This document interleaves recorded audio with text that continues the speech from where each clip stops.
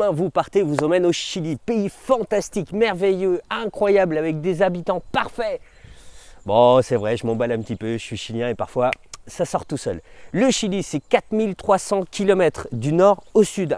C'est à peu près l'amplitude qu'il y a entre le nord de la Norvège et le sud du Maroc, pour vous donner une idée. Le Chili, c'est le désert le plus sec au monde. Au nord, toute la cordillère des Andes, tout le long du pays, 200 km de large. On marche un peu comme ça, on ne sait jamais. C'est aussi les momies les plus anciennes au monde. Eh ouais, c'est pas en Égypte, c'est au Chili. Et c'est 3000 ans en plus par rapport aux momies égyptiennes. Alors, ça tu le savais? Non, je pense que tu ne le savais pas. Ce sont 1750 glaciers. Ouais, on a ce qu'il faut au niveau glacier. Tu as besoin d'un glaçon pour ton pisco, t'inquiète pas, on a ce qu'il faut. Ce sont aussi 270 sources thermales au sud du Chili, parce qu'au nord c'est très sec. C'est un pays qui vous propose 40 observatoires touristiques ou scientifiques.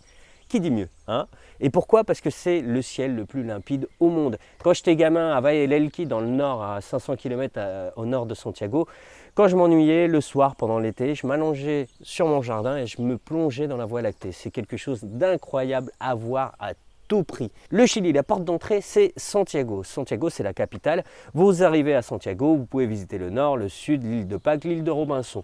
Vous pouvez aussi arriver par le nord, par le Pérou, la Bolivie, l'Argentine, la région Salta, ou vous pouvez arriver par l'Argentine, par le sud, via Ushuaia, remonter Punta Arenas, qui a été parc national Torres del Paine, qui a été classé 8e merveille au monde.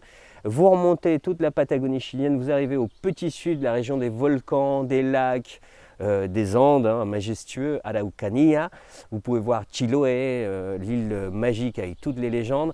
Vous arrivez à Santiago. Santiago, c'est vraiment le hub. C'est aussi l'arrivée la moins chère. C'est ce qui vous coûtera le moins cher. La Patagonie est quand même assez élevée au niveau prix.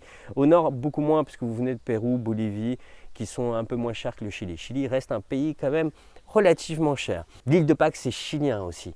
Il y a 300 moai, les grandes statues connues dans le monde entier. Bah ouais, ça aussi c'est chilien. Le Chili est un pays d'aventure extrême à découvrir à toute vitesse. Et pour cela, nous allons vous aider. Vous pouvez aller sur les articles qu'on poste sur ma chaîne étudiante et Demain TV. On mettra des liens vers les voyages que vous pouvez faire pour découvrir ce magnifique pays. Ciao!